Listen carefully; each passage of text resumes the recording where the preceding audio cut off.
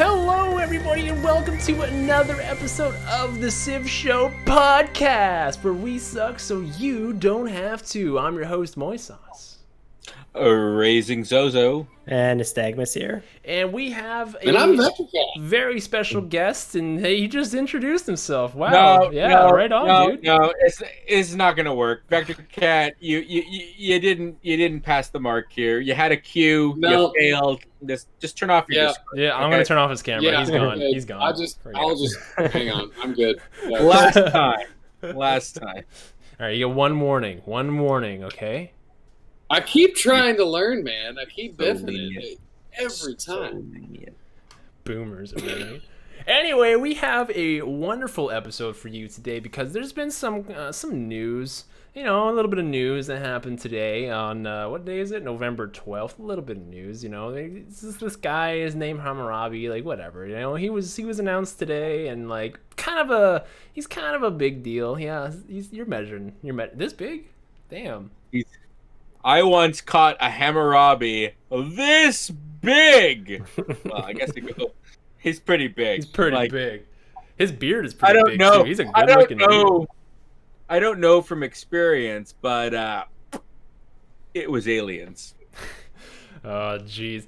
But before we get into Babylon and Hammurabi and all of those abilities, because there's a lot of discussion to be had there, we're going to be talking about the conclusion of the two-parter with 100 games in 100 days and VektorKat, who stood in for Nystagmus, the winner of that game, yours truly. But there's a catch. There's two winners, yours truly and your other truly, Raising Zozo. Whoa, we shared a victory? What? I don't know. Moy and Zo work together? No way. The only way that could happen is if there was a greater exterior threat. That's the only way that could happen. Moy, was there a greater exterior threat? Greater exterior threat. Interesting question. Let's look at the chat here right now. Oh, look at the 100 games, 100 days. How are you doing, sir? What did you say? I'm not talking to Moy and Zozo. Not enough time has passed. So okay. I kind of expect that because, folks, okay. So, do you want to give the rundown? Give the rundown. All honesty. Okay, so last week, the week before last, it's possible, remotely possible, that 100 games, 100 days was leading as Eleanor, of the French. It's possible. It's possible that we decided to continue a game where this infidel was in the lead. and as much as that's possible, it's more likely that we continue the game, and that when we continue the game, Japan and the Maori just laid the smackdown on France. Because let's be honest, if you're gonna lay the smackdown on anybody, it should probably be France under Eleanor. In Catherine's defense, under Eleanor. I thought you were gonna say if you're gonna lay down a smackdown, lay down the guest. It's just good manners. Right. Well, there was accusations, Moy, and that's why I didn't say that. There were accusations from our viewers that we were apparently, I don't know, being mean or aggressive to the guest. In my eyes, I was the hero.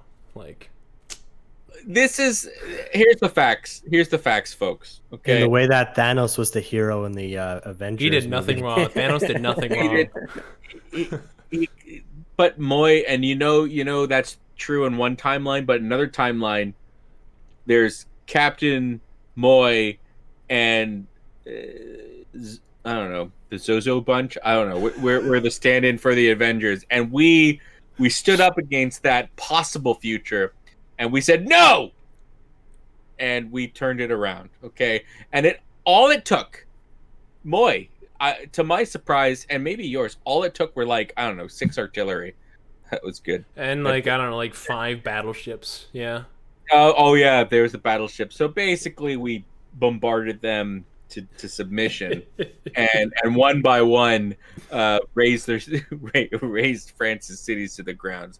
You know, my favorite part about fighting 100 games, Sarge. My favorite part about fighting you, I'm going to be honest with you. It wasn't your cunning. It wasn't your tenacity. It wasn't your amazing command of the Civilization game. My favorite part of fighting you was raising your cities to the ground. Just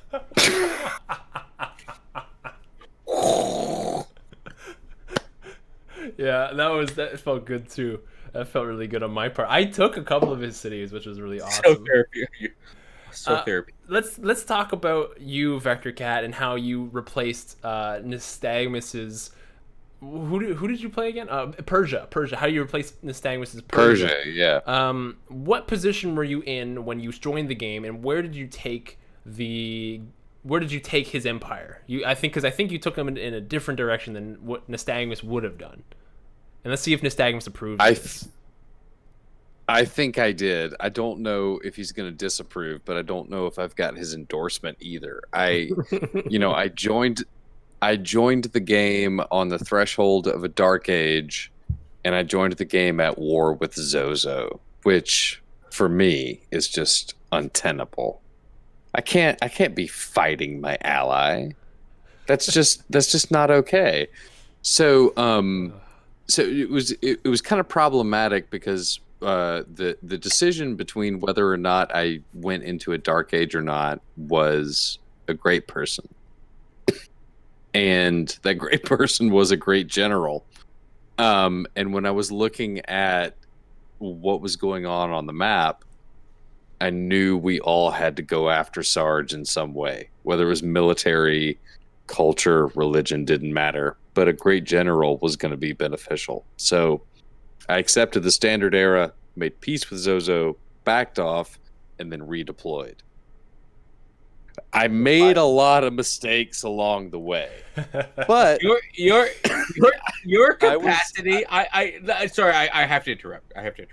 No, go ahead. To suddenly shift from a military power that I was like legitimately worried about to a religious power that I wasn't so much worried about, but I was just like, holy shit, did you just turn into a computer? Like, that's what I thought. Like, all of a sudden, it's like 10 missionaries and 7. I'm like, what? I was WTFing all over. You play all over. You play against the computer long enough, you learn their moves. But Nystagmus set me That's up what it felt like. enough. Like I had the infrastructure, and Persia. Like, you can put Persia in maybe C, D to B tier. Sure. Like, depending on where you are as a player, Persia can swing from D to B, right? But they have the flexibility. Like Georgia, yeah. Well, no, Georgia's debatable. S to Georgia's F. like S to F, no. right? Yeah. I need a screen caption of that. Yeah. Georgia's S to F. So if I had been declared war on and I had the movement buff, I would have pushed. But because we had not taken that city state and I was a little choked getting into your cities, then it made more advantageous sense to pull back and start to turn my cities into holy site projects, generate a lot of faith. The religion wasn't like optimized for spreading for a religious win, but it was workable, and it was like really easy to retool the empire in order to do that. And that's, it's not Persia specific, and it's not Nystagmus or VektorKat specific. Like, you may find yourself at some point in a game where the win con you were considering is unattainable. That pivot point is achievable with a lot more civs than you may consider it to be. You just have to dedicate yourself to it, right? You mentioned in the game, VektorKat, that had Nystagmus conquered Venice, it would have been a very different game. Absolutely, it really would have been. How so? I don't. And those that watched, Venice was like a major city state that was between us. How like what do you think would have been different there? There was a one tile mountain pass choke point, right? And that would have allowed for more troop movement because you didn't have to only skirt around that territory.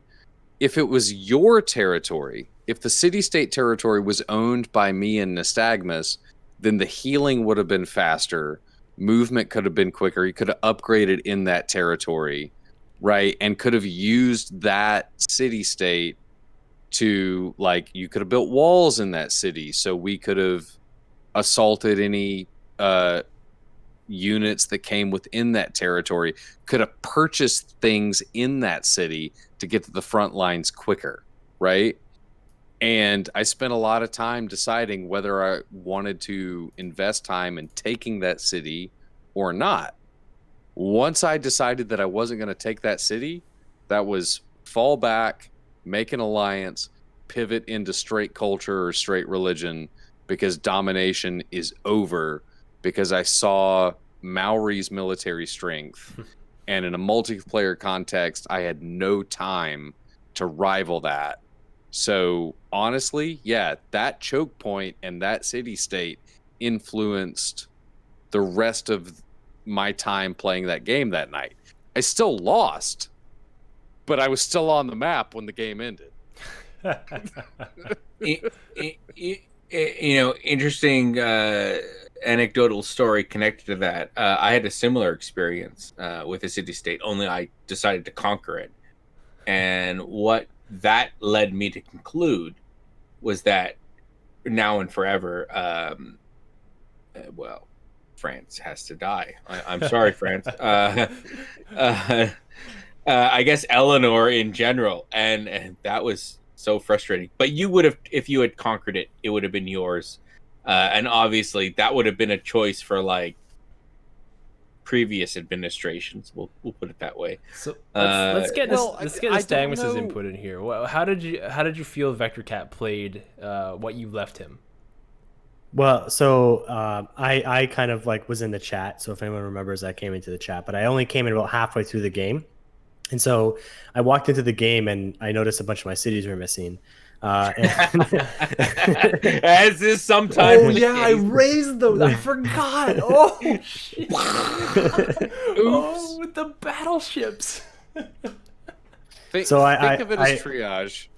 Yeah, I had wondered what happened, right? So like I had a few cities like on the southern part of the continent, and I noticed that the bunch of them were gone, and so I had to have it explained to me like what the pivot was, and so like and to each their own, right? Like I'm not going to criticize someone making a decision no longer to go into domination victory, mainly also because VektorKat's goal was different than mine. So by the time of the first game, and I know Sarge is going to hate the fact that this happened then, is I made the decision at the end of the game that I wasn't going to win, but I was going to help Sarge win and not let Moy or Zoe take any victory. And if I had to basically throw everything I had at Zoe to make that happen, I was going to do it. And so it would mean that I was going to help. I was going to try to help him last words. Yeah. I was going to help him win a culture victory. And basically my main goal was keep Zoe as busy as possible, because then he only had one opponent to worry about, as opposed to two that were raising his cities on both ends. And so that was my main goal. I was like, I'm not going to win this. I've already fallen too far behind. I saw the writing on the wall, like by the time I declared, and I didn't even want to declare war on Zoe. When that happened, I was like, well, I guess this is what I'm doing now for the rest of the game, which is, helping my military ally apparently. So that happened twice. That happened twice, that I didn't declare war on you. I declared war on someone else, and it triggered that I declared war. I didn't want war with you. I just wanted to kill France. What's wrong? What? Are you people crazy? I don't understand what's going on here. that's like Welcome I just want to kill Eleanor. That's the equivalent of saying, hey man, I didn't want to burn down your house. I just wanted to burn your neighbor's house down. You were just in the aftermath. Like I couldn't help it. Just went everywhere. One day, Nystagmus, you will know the pain of Eleanor, like instantly Yes. flipping Oh, one of your cities, the and worst. you will know the rage of Van Bradley. Okay, you'll know it, and when you know that rage, like it's hard to let go. I don't get high on Ragium. I keep it. Ragium? Really? Ragium. I try to keep it cool, man. But you know what the main problem with Ragium is? It's a suppository, and it's terrible. But anyways, go on. What? Well, no, so I was actually very interested, mainly because I felt kind of bad that VektorKat was kind of just taking over an empire, like when someone had already pushed it in one direction, right? And so, credit where credit is due, to completely pivot and move towards something I wasn't even caring about the entire time. I was not caring about my religion. I got a religion. I just got the abilities that were available to me that I thought would be helpful. Didn't intend to even spread my religion outside my borders. And he pivoted, and like you said, I saw in the VOD, VODs, he spammed so many missionaries. It was like the coming storm. Moy, I don't know if you saw this too. It's just like I did. There's a couple drops, and a couple more drops, and then suddenly, it's like, what the hell? Where did these all come from?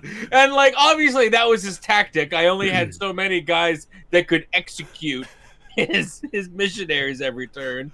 Oh man. Well done, VektorKat. Well done. So, I did not see that rain coming at all. So yeah, It I'm not surprised that VektorKat was able to pull a victory out, being because I didn't put him in exactly the greatest position to do so from any victory standpoint. But I'm very impressed that he completely whatever I was doing just threw that out the window and pivoted to something that VektorKat wanted to do, which is great. Well, I love was to see it. I was close, but I didn't clinch it. But also, that's credit to you for setting up some kind of baseline empire that anybody could work with, right? There was, and this is also a really good analysis of Persia's strengths and their flexibility. There came a pivot point, and I was able to take advantage of it.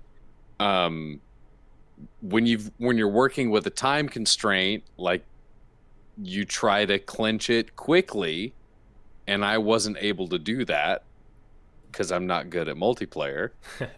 but yeah, it's I appreciate that you set me up with something viable, and I appreciate that you liked how I tried to continue it on. Sadly, we got sauced, but we live to fight another day. Well, let's take. You did. Hold on, Moy. Okay, Before we take a break, Sorry.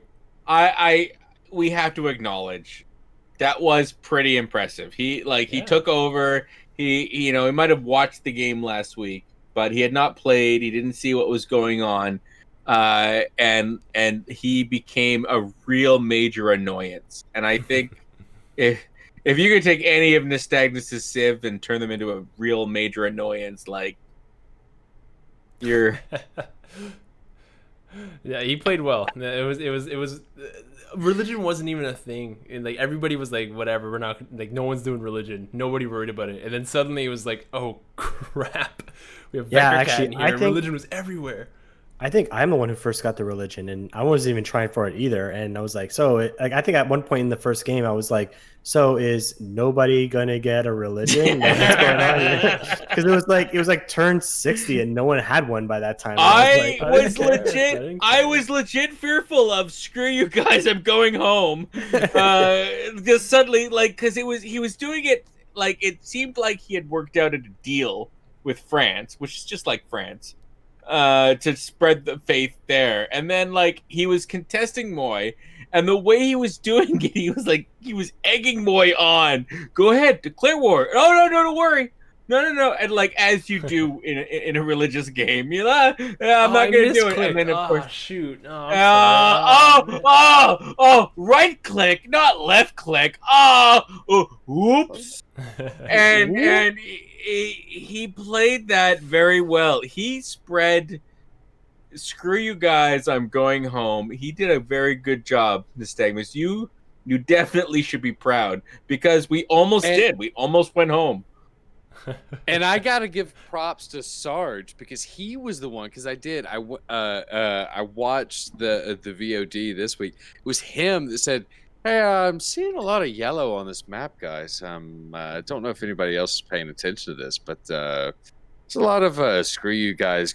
And that's when the two of you were like, Yeah. "Oh, Yeah. oh, What's right. going on here? VektorKat's in this game. Fucking VektorKat. Religion Yes. is on the menu.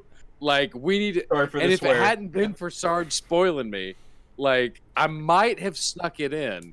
But that's not a gripe. That's just a good move, Sarge, for pointing that out. Because he noticed it. VektorKat, you're becoming the Newman of the Civ show, and that's what's gonna happen. It's gonna be VektorKat! Newman, VektorKat! All right, let's take a break because we have a lot more to talk about. We have the whole the Babylon expansion to talk Yeah. about when we come back from this break. So don't go anywhere because we will be right back. After these messages, we'll be right back.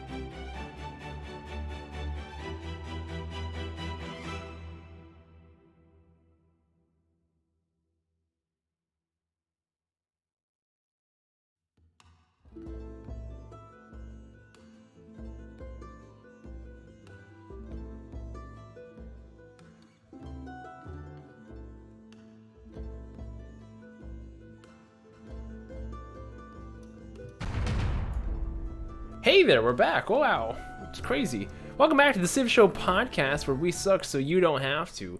There's been a little bit of an announcement today from the civilization community, and it is... No. Oh, no? No. Oh, shoot. No, Do I have my days no. backwards? Oh. You got them all backwards. It was announced like a couple weeks ago on some random guy's stream. God damn it. But it all turned Terrible out to be journalists. true. I know. I know. I just give up, Moy. Like, what are we reporting anymore? What I do don't they need even to know? man. I don't even They, know. they don't. They I don't feel need like to know this has about already Babylon. been covered, really. It's already been Yeah, they covered. don't. Yeah. They Yeah. don't need to know about Babylon. They know all about it. They know about Hammurabi, Moy. They know all about the new mode. It was all leaked, Moy, by your video, Moy. Yeah, I have here in my notes the TheCivShow was right about Heroes and Legends. Yeah. Seems to be here in my notepad. So who specifically was right? I think everybody. It's like it's gonna be specific people, and you're gonna go around the map and find like everybody was kind of like had a portion in it. So I A think little everybody was bit, a little bit right. right. Yeah, I don't know, Moy. was I with the think- great I think- people. Was specifically Moy- called out. Moy was a little more right. A little like. Was I? I actually Like- don't know. I have nothing to brag about because I don't think- know. The only mechanic we didn't get right was the fact that they can be revived later. yeah, that's true. Wait. Now that I think about it, the Eureka thing. I don't know. Could I call that? I'm gonna call it. I think you did, and I tried because I'm like, might have. but we'll get to that. We'll get to that. Okay. So- okay, go ahead, Moy. Here, we'll get to it right now, actually. So, the first ability and the most talked about ability, because we're just going to go straight into it, is Babylon's civilization ability, which is called Inuma Anu Enlil. And that is that. Did I get it right? I think Hold on. Critics. Anuma Anu Enlil. Seems I'm Seems I'm I'll- hearing I'll- I'm hearing Moy that you may be a putz and don't know how to what? Okay, no, you're doing good. I'm gonna file it under close enough. Okay, good. Will Jeopardy give me the money if I pronounce it right that way? I hear a call for a. I'm hearing a call for a instant review on the field here. Oh, Shit. We're Hold gonna on. need to do a slow mo replay on that. We're going.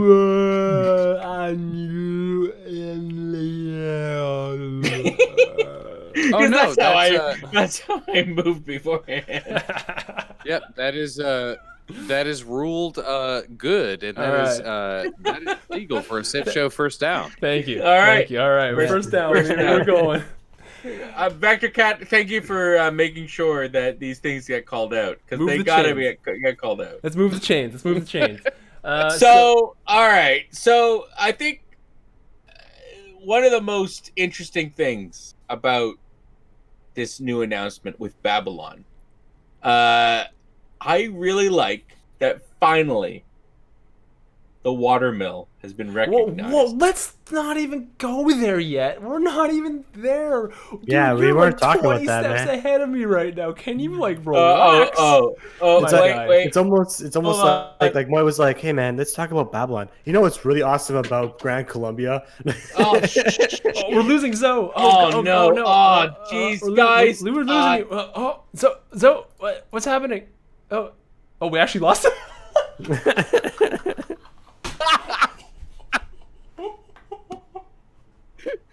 Sometimes the universe just grants you something.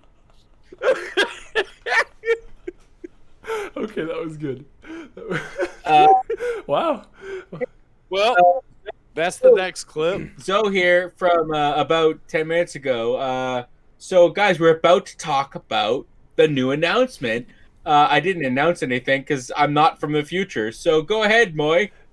So the civ ability Enuma Anu Alil, it is that Eurekas instantly unlock their respective technology, but as a balance, the entire empire has minus 50% science per turn.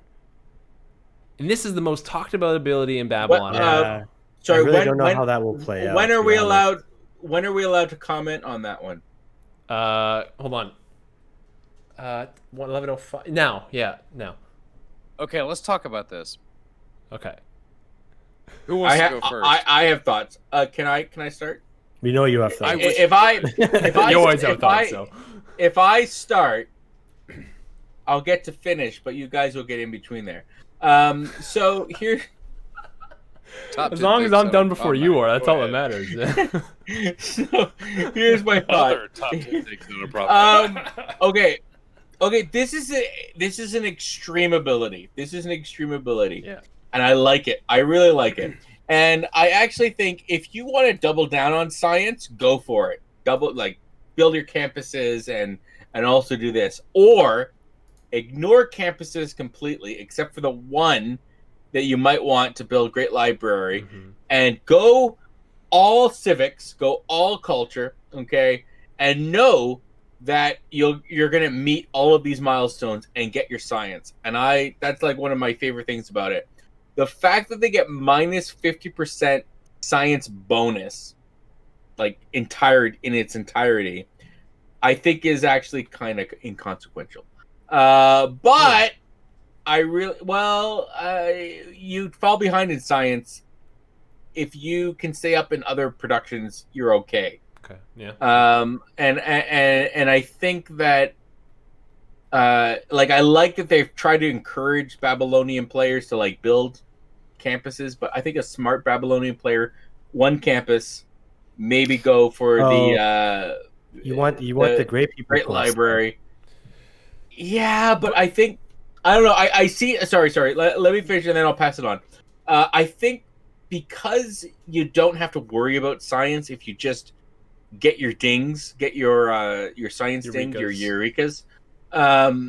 You could kind of just ignore science completely, and then 100% go into any of the other victory conditions, knowing full well that if you play it right, you can navigate the tree and get all the sciences that you need. And for that reason, I love this new Civ. Sure, you could go all science and try to do everything at once. Fantastic. I love any Civ that can like completely pursue a different strategy and still keep their own in one of the other categories.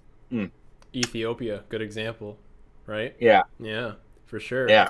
So the main like thing I was looking at the difference here is that the way that the Civ is structured is that one first comments was that the AI is going to be crap at this, right? Like the AI is going to be so garbage at like planning this out.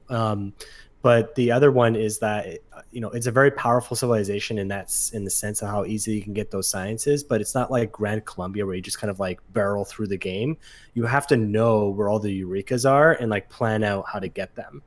And if you don't do that, then you don't even get the strongest part of your civilization. So I want to comment on the theory of the AI is going to be bad with it. Do you think that personally? I'm not convinced of that until I actually see it, to be honest, because the AI does get like they do get like bonuses and stuff. So the AI is like generally worse than human players regardless of it, right? The reason why playing on the highest difficulty is so hard is that they get so many cheats and bonuses, right? You just got to catch up to the computer. And so I don't think that they'll be uniquely bad at Babylon, right? Because a lot of civs have like weird wonky ways of doing things, right? Babylon's not like the exception to that rule. And so I don't think they'll be particularly bad. So no, I don't agree. But I did see that comment. Like a lot of those comments were like kind of spammed on like the YouTube video. So Ed Beach, if you don't know who he is the lead designer for Civilization 6, and he put out a tweet. Yeah, he thinks they're gonna do. He put out a tweet saying, "No, the Civ AI is very good with Babylon, and it's probably the hardest bot you'll have, the hardest AI that you will have on Deity." So apparently, it knows how to play. It knows how to play Babylon very well. They'll get ahead very quickly, and it's deceiving because you can look at the science score, think, "Oh, I'm doing just fine," and then suddenly he has Musketman on turn 50. You're like, "What the hell?" The only way. Well, there's. Go ahead. No, go ahead. Well, the only way that it would possibly know that is if they had secretly been planning underneath an airport for several years. And no, there's That was what you interrupted VektorKat with? Are you kidding me? I wasn't going to interrupt him. I was going to offer a wanky conspiracy theory firsthand, but then VektorKat spoke up. He did not read the script. It clearly says Zozo says something witty and conspiratorial, and then VektorKat says something inane. God, you're right. I'm so sorry. I forgot God, I It's- forgot it's- that script that it's George written- Soros sent us. I'm It's so written sorry. here, guys. Come on. Yeah, Come it is. I supposed to. Oh no. Yeah. All right, VektorKat. What were you gonna say? What were you gonna say? I was gonna say, when you think about it, like Civ 6 Deity AI starts with certain boosts, right? They're programmed to start with certain boosts. If they're playing Babylon, those are no longer tech boosts. Those are just free techs. Then if they start on the coast, then they get sailing. So you can easily see how when you add the production and gold that Deity AI gets, that can snowball much faster than Babylon would in a player's hand. Because my primary concern when you're playing Babylon is that you don't have the production and gold to keep up with the free boosts. Good point. Yeah. Like, Yeah. I really do think it's a precision civ. You have to thread the needle. You have to really pay attention to the way the developers are telling you to play this civ. Like, this is Molly on steroids. If you don't play Mansa Musa the way the devs want you to play him, you are dead in the water, right? And this is like that turned up to 11. So, And yeah, go ahead. well, a lot of what you're saying makes sense, but also a lot of what you're saying makes me, I don't know, fill my mouth with venom and sting. I don't care what the devs entire like. I'm gonna like that's the beauty. I think that's a really good approximation of our relationship.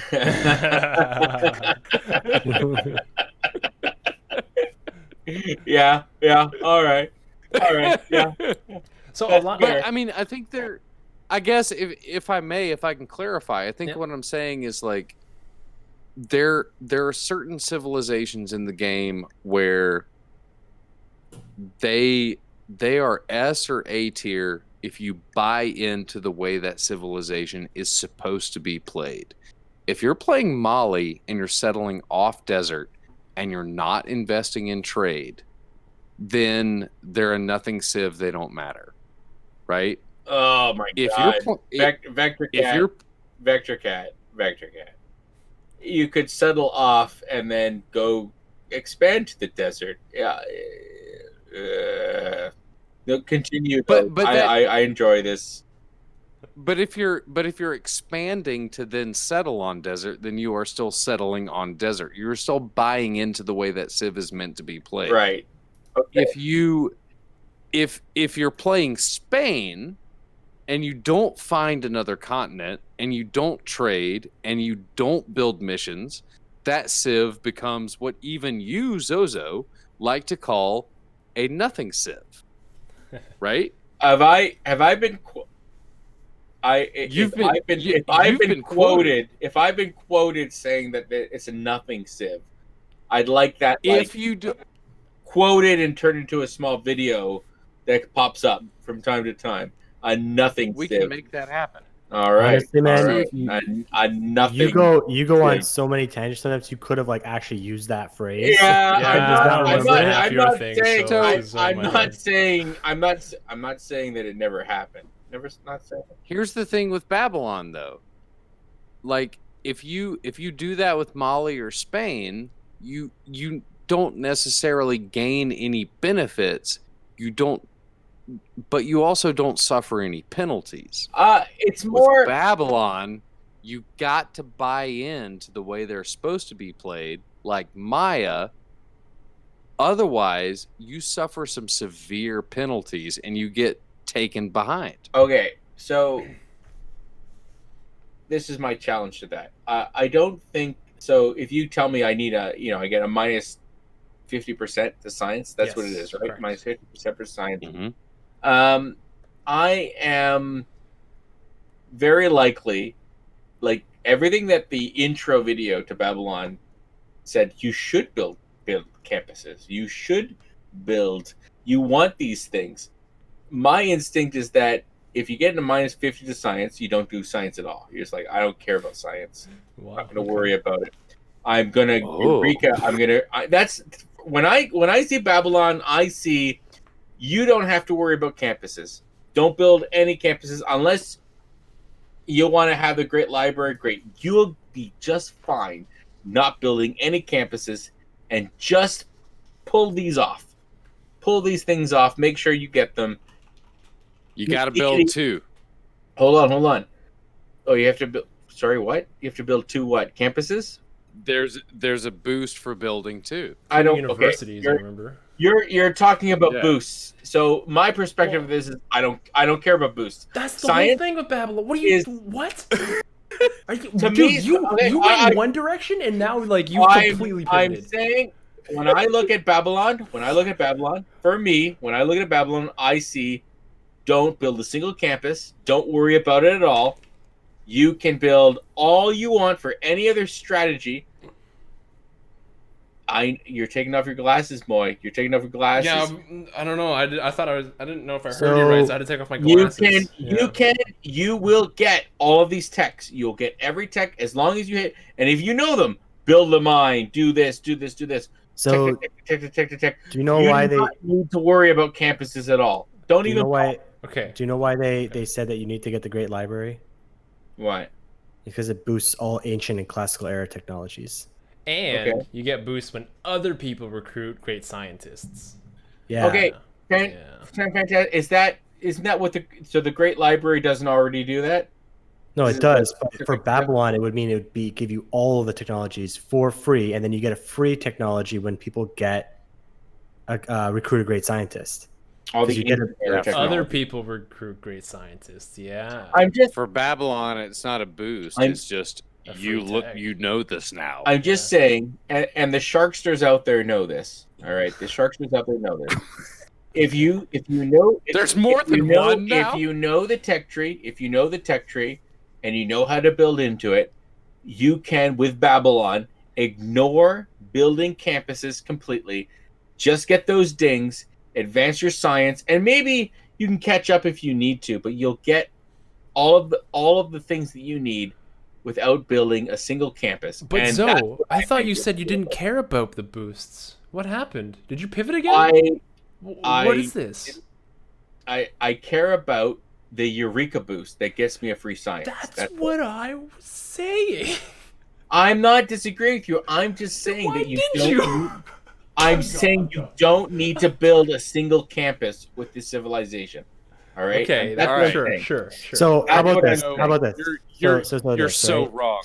So Build if- 2 if- campuses. if build- you are Hold on. if you are One if you at are a time. hey, Destroy me one at a It's the time. way Stagmus, the way the way I Stagmus. see it, it's like two different ways, Stagmus. right? I kind of see where Zoe is trying to go with this, but it's kind of really dependent. So one, if you don't get the great library, if you don't get that wonder, then you need campuses because you need those great person points. You need the great scientists because you get a free tech every single time you get one, right? Like any great scientist, if you don't have the great library, any great scientist recruited by someone else is a lost opportunity for you, right?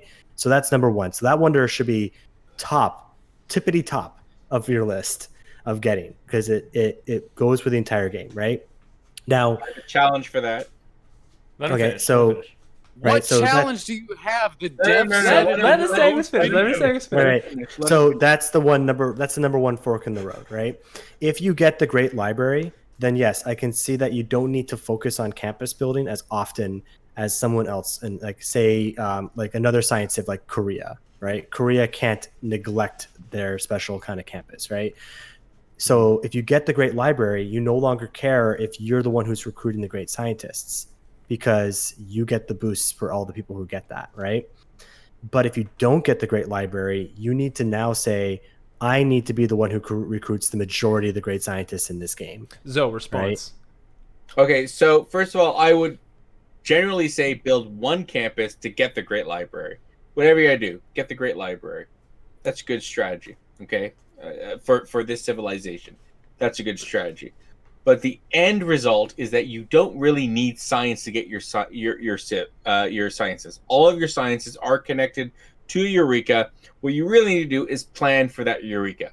You can then go all civic, all production, all whatever. Ignore science entirely. Don't build campuses besides, sure, get the Great Library. If you can get the Great Library, that's a good move. All right. Otherwise, they can put all of their resources into encampments, into production, into harbors. And then on top of that, maybe they go all faith or all gold. Lots of gold, lots of faith. You know what I hear you can buy with gold and faith?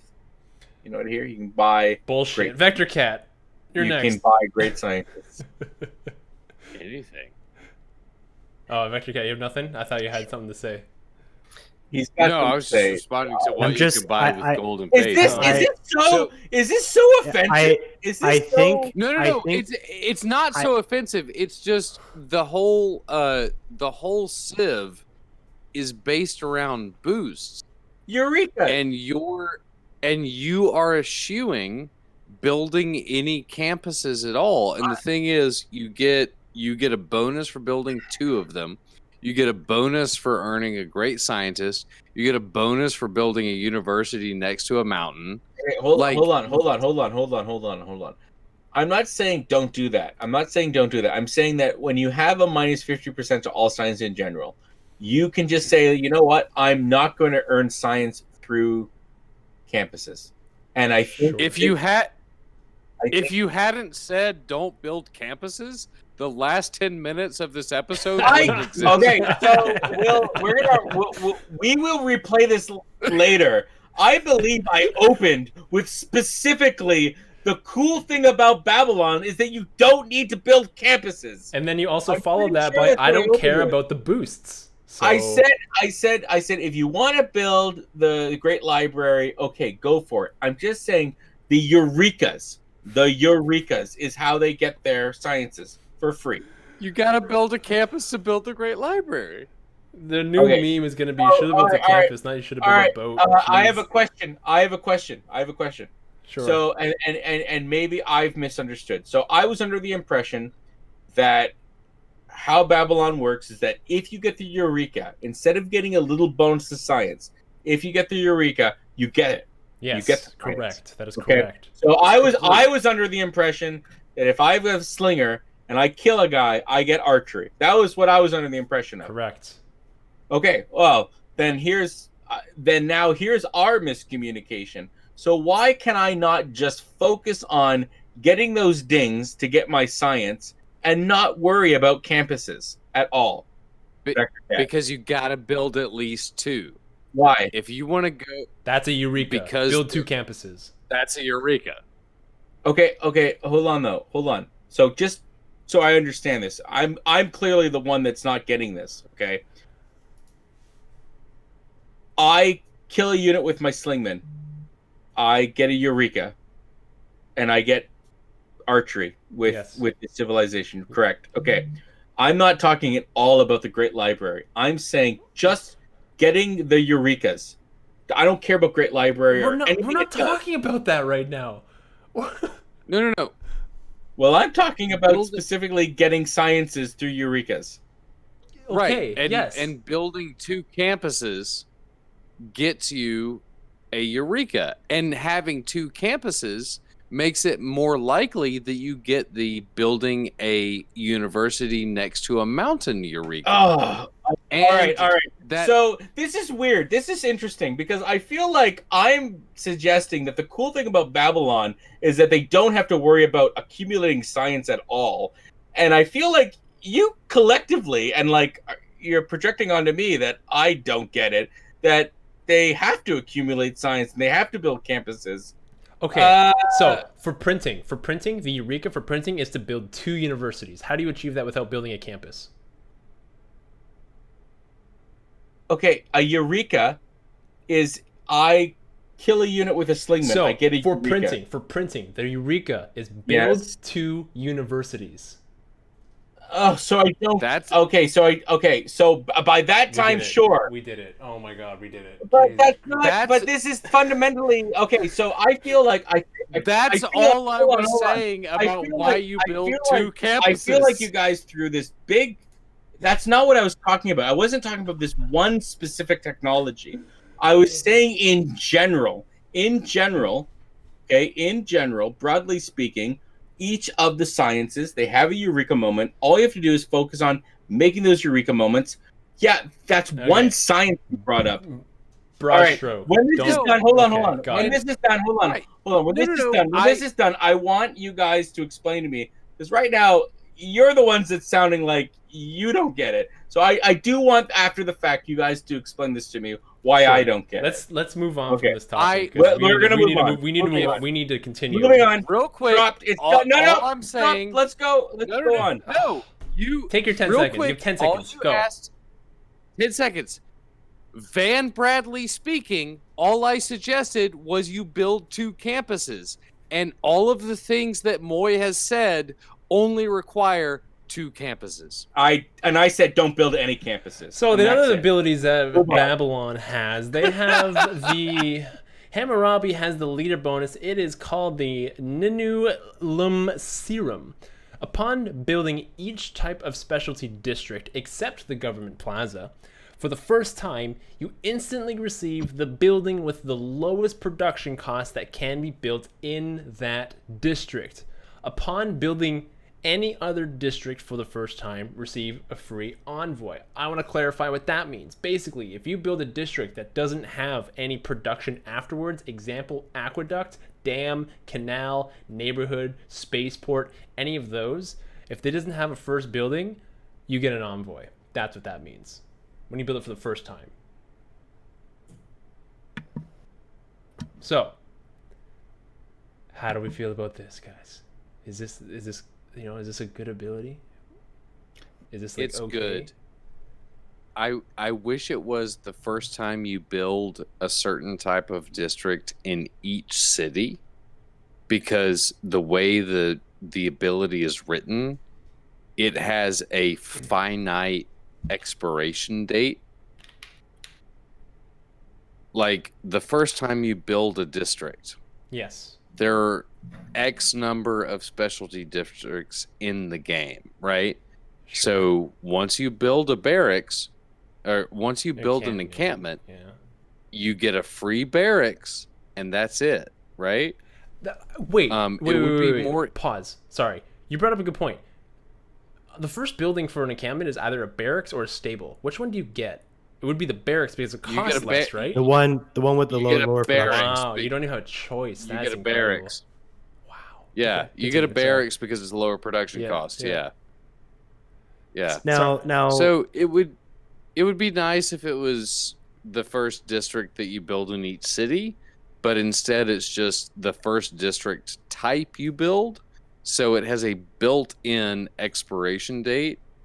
And when it comes to civ abilities, like if it's got a built-in like lifetime expectancy, that immediately weakens that civ ability, in my opinion. True. Okay. In contrast, though, the civ ability, the Eureka thing, is the whole game, right? I mean, Ish. Well, okay, but It's if you haven't won Ish. by the time somebody wins a space victory, is close to a space victory, that's your fault. You should, as Babylon, I feel like you should win before somebody gets a space victory. But we all agree that Babylon is not a science victory condition civ, correct? I don't agree with that. I think they're anything except Diplo. I think anyone can go Yeah, if they like- wanted to. like there's still the science victory condition for them is still very much in play, because the only thing that you need science for is to get to being able to build the rockets to go into space. Then it's a production game. Yeah. Yeah, but Right? getting those Yeah. technologies later, the late game, that's hard as Babylon. I guess if you build Munson Scott, you get plus 50% science empire wide. It just kind of negates it, and then you're suddenly just okay. Well, I like. Oh, not really. Like sorry. getting satellites, you just have to boost through a great scientist, right? Which they're not Yeah. gonna get. I think well, they can I spy. think They you can can spy and win. steal Spy. text. They can spy and Or steal text. spy. Yeah, but then Yeah. someone else has to have it by then. It's so interesting how different a view we have of this civ collectively. Like I see them as a civ that essentially the ancient and classical era, they can ignore a lot of things and just build up for like later eras. Like they don't have to worry about science. You know, they can get their science elsewise. You know, build up like they're gonna get their all their era scores building up to the modern era, and then uh, they if they've built their empire right, that 50% penalty to science isn't gonna matter, right? It's just science is such an important part of like the first few eras that to have a civ that can basically say I don't have to worry about that. I'm gonna focus on everything but. Or if they want, they can say, "Well, yeah, we'll focus on science and do that really, really well." I don't know. This seems like a civ that like could really advance in the later eras by not caring about science in the earlier but it requires that they know this and about medieval, maybe Renaissance. Then they're starting to maybe actually Renaissance into the industrial age. Now we're starting to care and build campuses and do these things. Okay. Yeah. I'm wrong though, but go on. And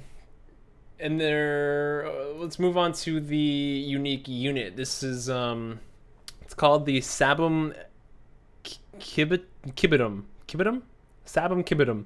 It is a unique melee unit. Let's make that clear. I'm going to say that one more time. Unique melee unit, not anti-cavalry, not range, like melee, okay? So it's the same class as a warrior. It has plus 10 strength additional when fighting anti-cavalry, so spearmen, and it has plus 17 strength when fighting heavy or light cavalry.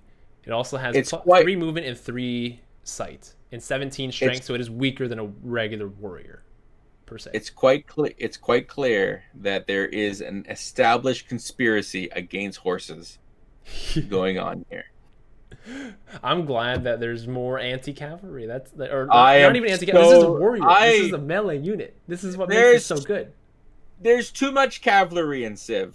Any time that you can kill cavalry is a good move in my opinion. So a lot of people brushed off this unit as nothing. It's like, this is not a good unit. It's terrible. Would you say that at first glance? So I'm gonna 17 combat strength. The warrior has 20. Okay, so it's 3. If you have a great general, that's plus 4, and suddenly you have 1 more than the warrior. Or if you get your upgrade tree as well, it's the same as a warrior. Plus 7 against land units, another plus 7 against land units, stuff like that.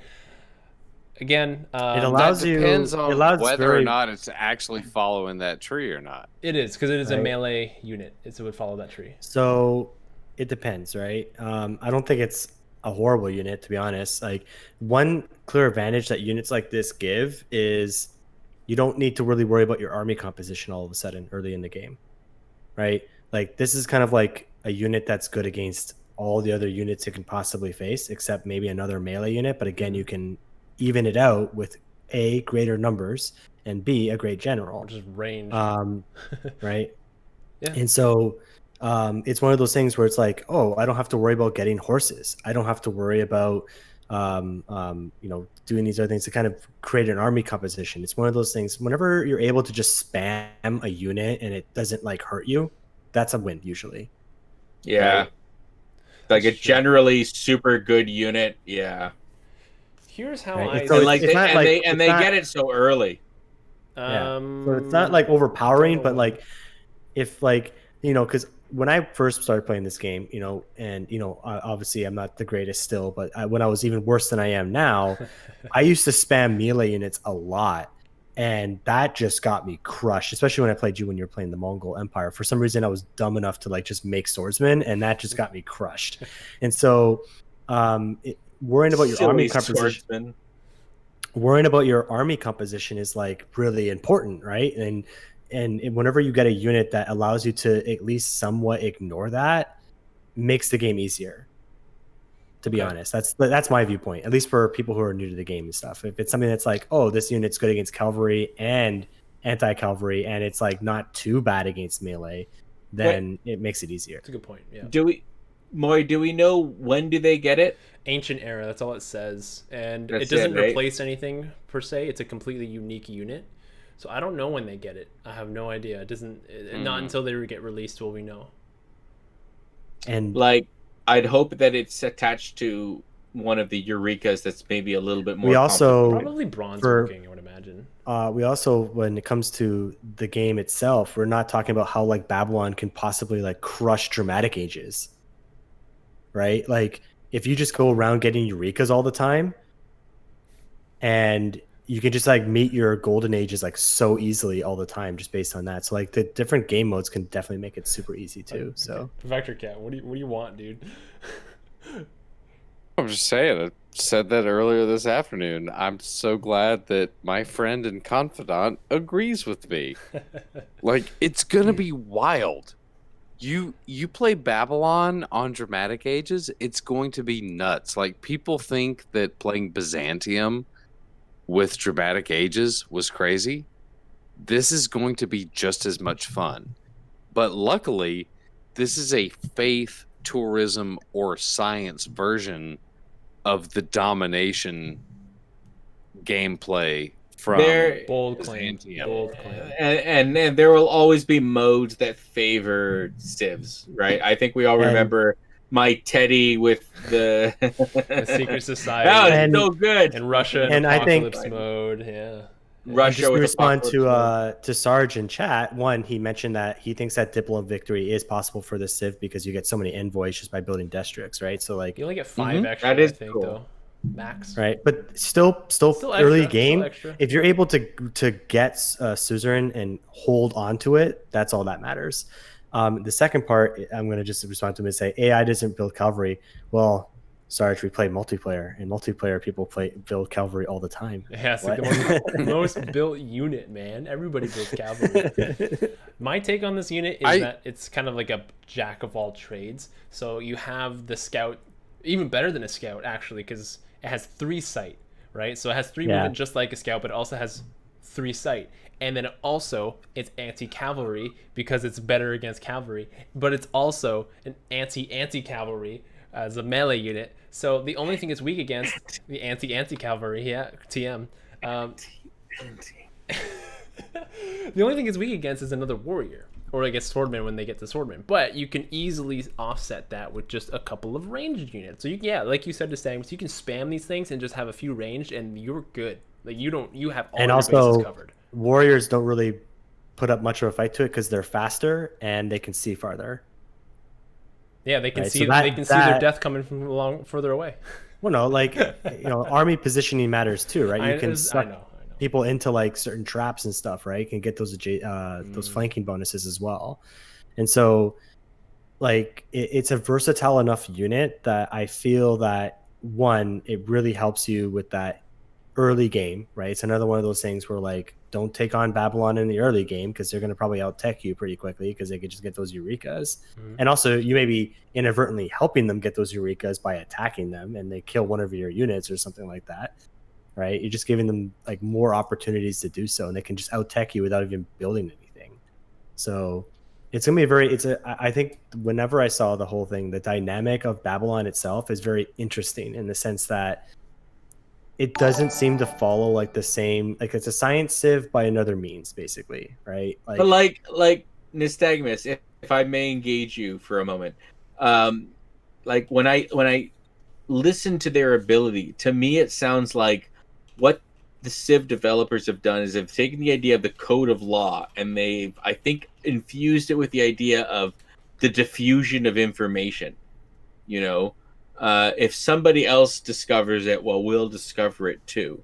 Is sort of what I get from that. And I think that's really a clever approach. You know, like when we first started writing things down, that's when we could really start exchanging ideas. And the idea of a Babylon that, you know, they wrote the first legal code, which spawned us exchanging the idea of the legal code, which led to, you know, everything we have now. That just, I don't know. I like it. I think it's very fitting with the theme of Babylon. Like, anyways, It's good lore. I don't It know. has good lore. You can yeah, say. some good lore. So the when I saw it, I thought it was first like that. We're gonna learn things by doing, not with book learning. That's how they're gonna do it. Like, It's we written don't- in stone. It's written in stone. The last Even if you're thing- gonna do it wrong, you're gonna do it right. Dang it. The last thing about Babylon, Zoe, finally, is their Finally. unique water mill called the Palgum. It's also a time machine. It lets you tell about it ahead of time. Because that's how amazing it is. Wow. Yeah, you're absolutely right. some sort of hot 88 laps Time an machine. hour. So it gives you +2 production rather than the +1 production of the regular water mill. It also additionally gives you +1 housing, whereas the regular water mill does not. And the good kicker about this is that it gives you +1 food to all adjacent tiles next to a fresh water source. I know I kind of said the same thing twice, but whatever. All tiles adjacent to a source of fresh water, +1 food. This go ahead. You go ahead. It's still city center, or is it? Does it have to be built It's built in the city like center. city yeah. city center This- by a river? The city center has Yeah. to be beside a river. Yes. So, like when I build this, it counts as being part of the city center. It's Yep. a district that I don't need to build. Nope. Doesn't like talk about a versatile building. That's amazing. Love it. Is this this is the first unique city center improvement? Does anyone have a unique monument? No, right? Other than the Just Void Singers, Singer. yeah. And then no one has a unique granary either, right? This is the first The- unique what city does- center. Yeah, the bath. Building. The bath counts as It's an like an aqueduct. aqueduct. Yeah. Yeah. That's an aqueduct, yeah. There must be one. There I must don't be think one. so. I'm like. What about Egypt in Civ Sphinx? 4? Oh, no, I'm talking Civ what 5. the hell, dude? Get The out of here. Sphinx is a tile improvement. Tyler, yeah, it That's is. the It is. tile. I yeah, think this it is is. the I first- think it's That's the a only big one. deal. Yeah. That's a big deal. That's every city that's on a river. Though. That's the Potentially, restriction. yeah. I think On that's a why they river. chose On a the water river. mill because you still can't build it in every city, but you Yeah. potentially can if you settle your But cities it's- next to rivers. It's one of those city center buildings that you should always build if you're on a river. Oh, It's totally worth it, you know. And wow, yeah, I like it. It suggests the versatility, I think, of the Babylonians. Like, build lots of cities, and here you go. Most of them are going to be high instead of They It's- did you guys see chat it's- mentioning the other ones? Georgia and yeah, Georgia's Tamar. walls. Yeah, Georgia is Tamar. Yeah. Oh, sorry, my bad. Okay. My Yeah. bad. I guess Renaissance walls. My bad. You're right. Okay, I take that back. What were you gonna say? and then not to mention that, you know, districts generally need to be built. City center stuff can be bought with gold. So assuming that that's the case, that means I can buy this with gold, which also means I can spend gold for that one era to get myself an era boost. That is relevant. But I definitely think this is actually a very, very good replacement. The +1 food to all adjacent tiles next to a fresh water source. Mhm. That could even be like a lake you have in the other side of your city. But like, hey, all those tiles get +1 food, and all the tiles next to the river get +1 food. Like, this is insane. It This depends. is incredible. It depends on where you settle, though. Like, this really does feel like a side grade to me instead of an upgrade.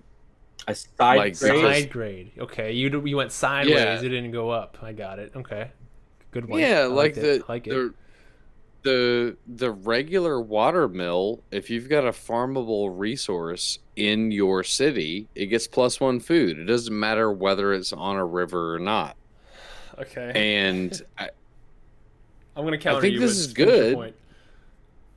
I think this is interesting. Like, when you're playing Babylon, you want to settle and you want to focus on how many tiles are next to freshwater. Whereas if you're playing any other Civ and you can just build a water mill, any farmable resource in that city gets +1 food, whether it's on freshwater or not. So it just depends on how you value food versus production. Okay, so I completely disagree. Here's why. You settle next to a city. Let's say average case scenario. There's at least 2 other tiles next to the river immediately when you settle. Okay, average case, 2 other tiles.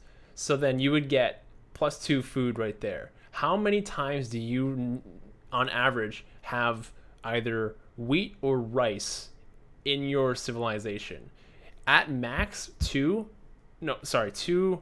At max 3. I don't think I've ever seen more than 3. There are way more cases where this watermill will provide you more food because there are 2 sides to the river that this benefits on, right? Both sides. So that's a lot of tiles that you can get. Plus the additional +1 production, plus the +1 housing. That's huge. That +1 housing gives you that 7 housing because all you need is 1 additional. Or sorry, it gives you 4. It can give you, actually no, you have 5 to begin with if you settle next to a river, I think, or 6, like total. 5, right? Base value. Yeah, 5. So Yeah. You get 6. You get 6, and you build 2 farms. But- That's 7. That's 3 districts you got in that city. That's all assuming that you're not triangulating your farms.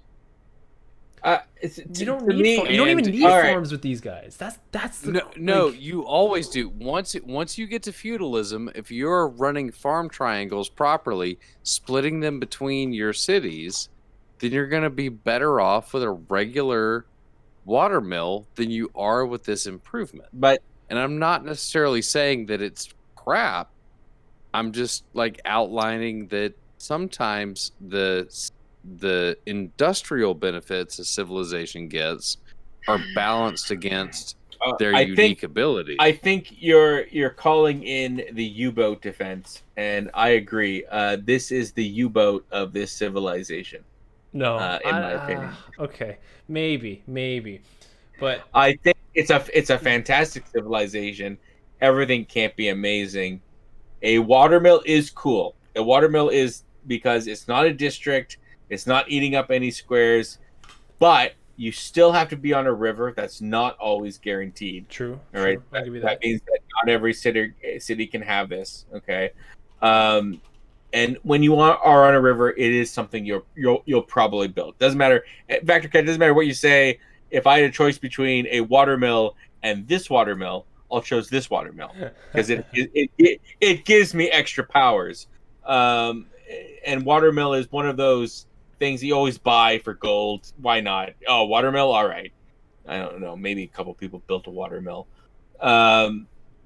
It is though specific. Got to be on a river. If I'm not on a river, if I don't have a lot of cities on a river, who cares? Now, there could be It's like the some situations where this thing becomes like super powered, which is like if you settle near a river and then there are lakes nearby.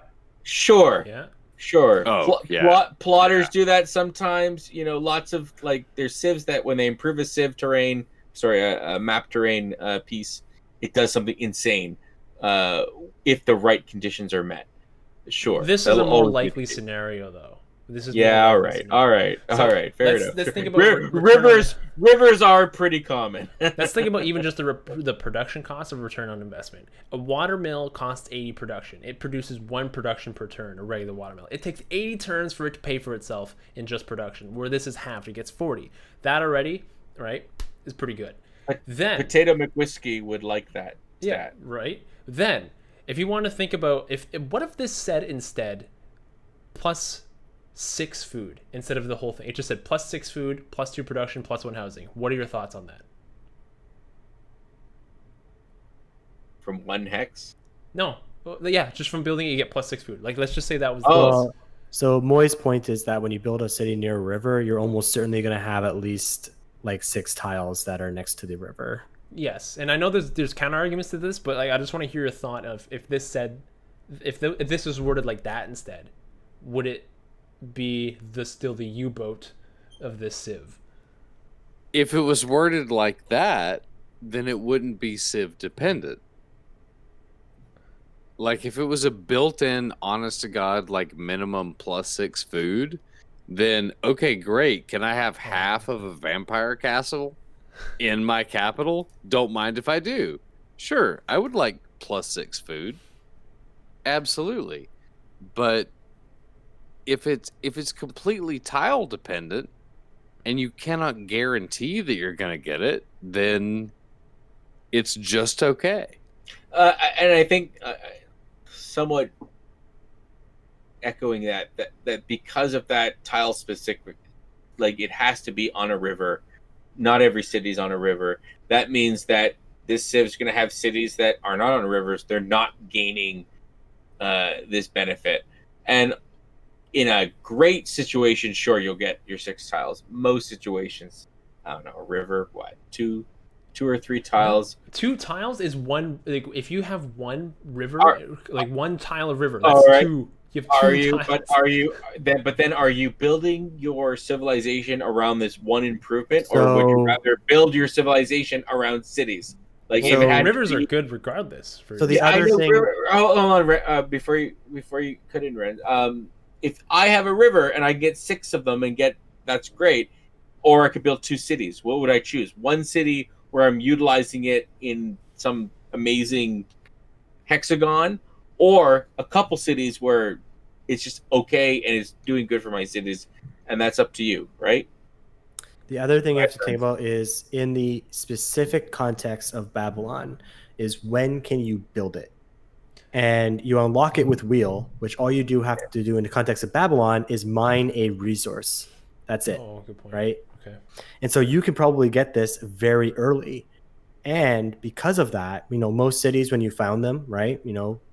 If again, it's about percentage wise, right? If it's a cheap thing that doesn't take up a district tile, and if you can build it with production or if you buy it with gold, it can potentially, a lot of cities when you first found them, they get between 3 and 5 production, right? This could easily add 40 to 50% of production onto your early cities without taking up a district, right? And helps them grow faster without having to take up a trade route, Very good point. right? Like a domestic trade route. So it could have a lot of utility in Babylon's specific case because wheel is something that would be very easy to get through a Eureka, simply because you're going to mine a resource, right? There's no situation where you don't mine a resource, right? Like You would plan like, around that too. you Probably, still- yeah. Oh, we lost him. We lost him. My And so in the context of like Babylon specifically, then this is a lot more powerful, right? Because before you have to actually research wheel. There's a lot of situations where you don't spend science to research wheel right away, right? Like you can wait a while before you get wheel. But for Babylon, you can just get text no matter what because you're just doing the Eurekas and you're getting them automatically. And so as soon as you mine a resource, you're able to start building this special district or the special building. And in the early game, plus per 2 production doesn't seem like a lot. I know like how Moy said, going from 80 production to 40 production to pay for itself. But like getting in the sense of like what you can do afterwards, boosting a city's production a lot in the early game can mean a lot of snowball effect later on, right? Yeah, So good point. in this context, it might be a lot more powerful than it lets on because we're trying to say like, oh, when would I get it if I was Rome or some other civilization? But in Babylon's case, you may be able to get it like almost immediately within the first 10 turns after you get the Eureka.